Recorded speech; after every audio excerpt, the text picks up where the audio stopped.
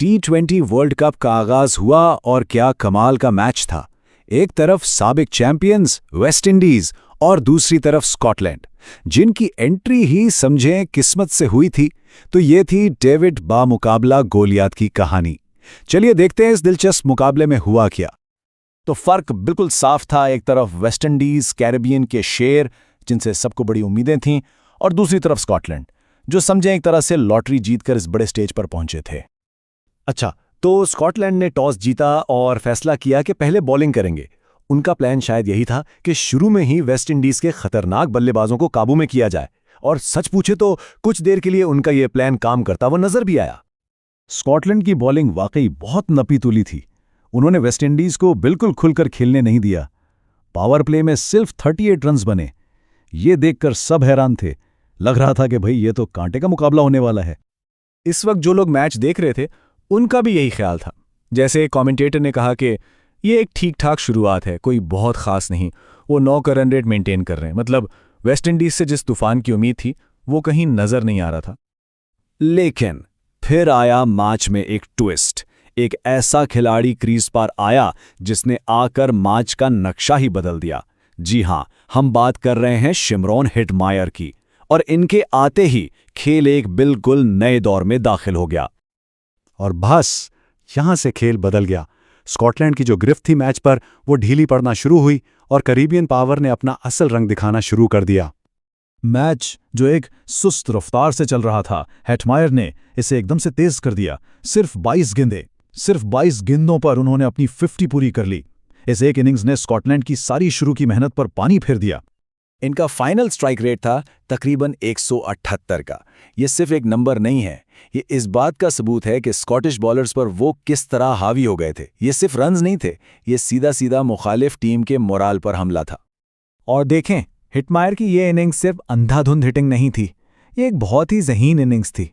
पहले उन्होंने आकर पिच को समझा, हालात को देखा, और जैसे ही स्पिनर्स आए उन्होंने फौरन गेयर बदला और फिर उनको टारगेट करना शुरू कर दिया।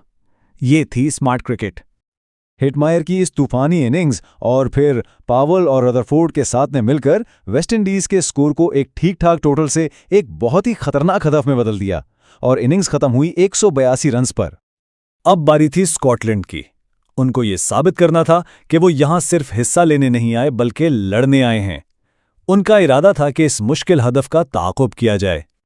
रिची बैरिंगटन ने वाकई एक जबरदस्त कोशिश की। 24 गेंदों पर 42 रन्स, कमाल के इनिंग्स। लेकिन वो एक तन्हा सिपाही की तरह लड़ते रहे। दूसरे एंड से विकेटें गिरती रहीं और उन्हें किसी का साथ नहीं मिला। देखें, स्कॉटलैंड के बल्लेबाजों में इरादे की कोई कमी नहीं थी। वो हिम्मत नहीं हार रहे थे। मुश्किलात के बावजूद वो मैच जीतने की पूरी कोशिश कर रहे थे। इंटेंट बिल्कुल नजर आ रहा था। लेकिन बड़े मैचों में सिर्फ इरादा ही काफ़ी नहीं होता, खास तौर पर जब आपका मुकाबला एक वर्ल्ड क्लास टीम से हो। यहीं पर तजुर्बे और महारत का फर्क सामने आया। वेस्ट इंडीज की बेहतरीन फील्डिंग और बॉलिंग स्कॉटलैंड के लिए एक पहाड़ जैसी रुकावट बन गई। और इस फर्क की सबसे बड़ी मिसाल हेटमायर का वो कैच। उन्होंने सिर्फ बल्ले से ही कमाल नहीं दिखाया, फील्डिंग में भी छा गए। डीप स्क्वायर लेग पर एक हाथ से पकड़ा गया वो कैच, अनबिलीवेबल। वो यकीनी तौर पर टूर्नामेंट के बेहतरीन कैचेस में से एक था। और फिर वेस्ट इंडीज के बॉलर्स, उन्होंने तो कोई कसर नहीं छोड़ी, खासतौर पर रोमारियो शेफर्ड। सिर्फ 3 ओवर्स में 5 विकेटें उन्होंने अकेले ही स्कॉटलैंड के मिडिल ऑर्डर की कमर तोड़कर रख दी। और आखिरकार स्कॉटलैंड की पूरी टीम 147 रन्स पर आउट हो गई। वेस्ट इंडीज ने यह मैच 35 रन से जीत लिया और टूर्नामेंट में एक फातिहाना आगाज किया। तो इस मैच से हमें क्या सीखने को मिला? ये कहानी सिर्फ स्कोर कार्ड की नहीं थी। इस मैच ने यह बिल्कुल साफ कर दिया कि वर्ल्ड कप में सिर्फ खेलना एक बात है और वर्ल्ड कप में जीतना ये बिल्कुल दूसरी बात है। तो आखिर वो क्या चीजें थीं जो एक जीतने वाली टीम को एक लड़ने वाली अंडरडॉग टीम से अलग करती हैं?